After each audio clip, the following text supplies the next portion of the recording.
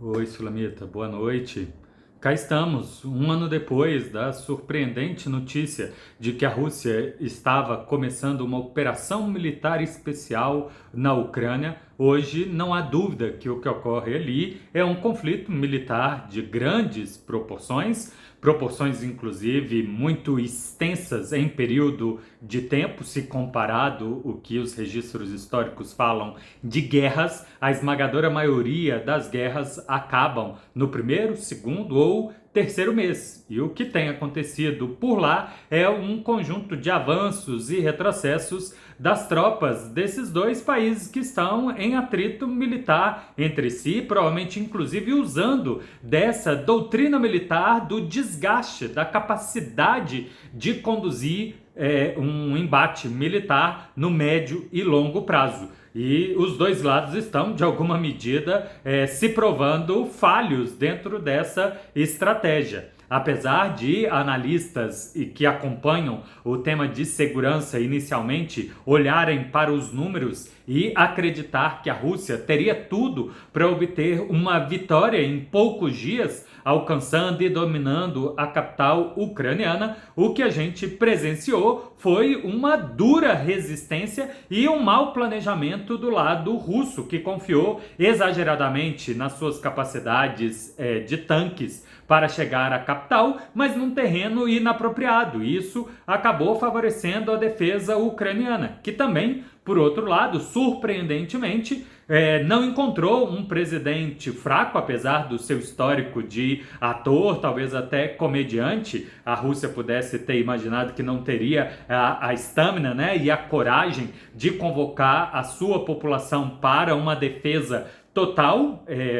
da parte do direito internacional, inclusive, eu tenho a dizer que expõe a população em muito risco, já que não há distinção entre civis e militares, todos, portanto, potencialmente alvos. E é isso que a gente comentou ao longo desse um ano, uma série de ataques russos atacando a infraestrutura física das cidades ucranianas, até porque há essa confusão, né, essa linha muito tênue entre quem é cidadão comum e entre quem é combatente, o que é instalação comum e o que é instalação que está sendo defendida militarmente ou está servindo de estoque. Um outro ponto que eu gostaria de chamar a atenção é que, apesar de termos aí o emprego de novas tecnologias, como os drones e o uso da internet, tem se provado que ela é apenas um aparato de apoio às tecnologias tradicionais, os mísseis de médio e longo alcance, os tanques e também os soldados, né, no chão, na batalha direto,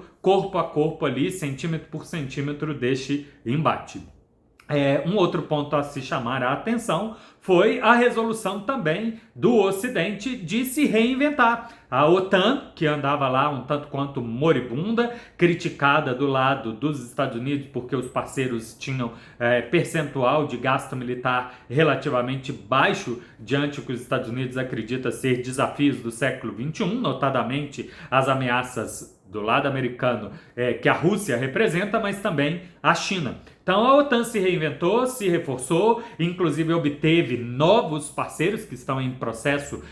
de acessão ou adesão, os países nórdicos e também a própria Ucrânia, e também do outro lado a União Europeia, que enfrentou a grande crise com a saída do Reino Unido, ainda pendente de resolução, mas conseguiu mais uma vez unir os esforços e demonstrar essa intensidade da cooperação, aprofundando novas parcerias, compromissos específicos com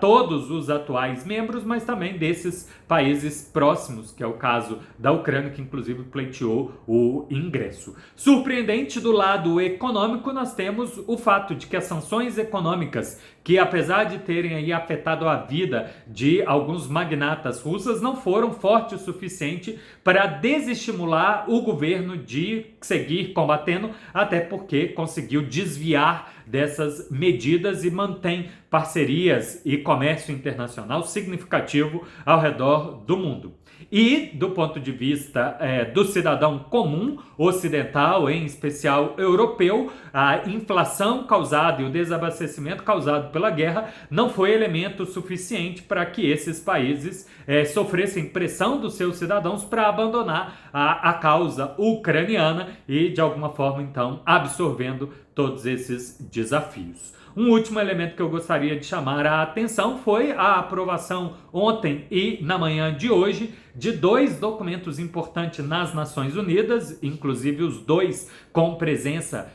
importante do governo brasileiro. No Conselho de Segurança aprovada uma medida que prega pela retomada das negociações.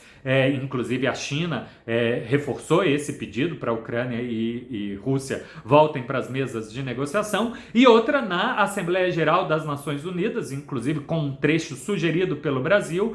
de pedido de paz, mas especificamente reconhecendo a integridade territorial ucraniana.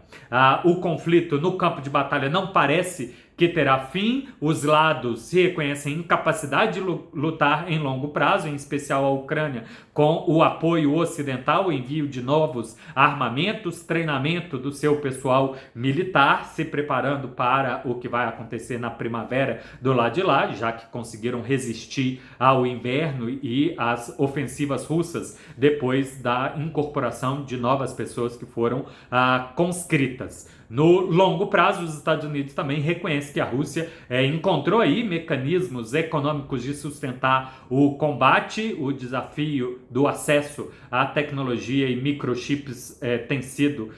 em ampliação de parceria com alguns países que desejam testar essas tecnologias. Suspeitas do caso da China e Irã são notáveis elementos a acompanhar. Da via diplomática, tanto o presidente da Rússia quanto o presidente da Ucrânia oficialmente dizem que não tem qualquer chance de conversar com a contraparte. A gente não sabe o que pode estar acontecendo por debaixo dos panos, no segundo, terceiro ou quarto nível da diplomacia. Mas a pressão internacional é crescente e é possível que a gente veja, sim, um caminhar para a solução. Ficará dependente de quais serão os termos. Certamente a Rússia não vai ceder se tiver que entregar a Crimeia. E a Ucrânia certamente não vai ceder se tiver que entregar o sul e o leste do país, as áreas que hoje estão enfrentando o campo de batalha. Algum meio do caminho aí precisará ser encontrado, porque cessão das pretensões precisa ser efetivada para que algum acordo agora no curto prazo seja firmado, mas também que ele tenha chance de durabilidade no médio e longo prazo.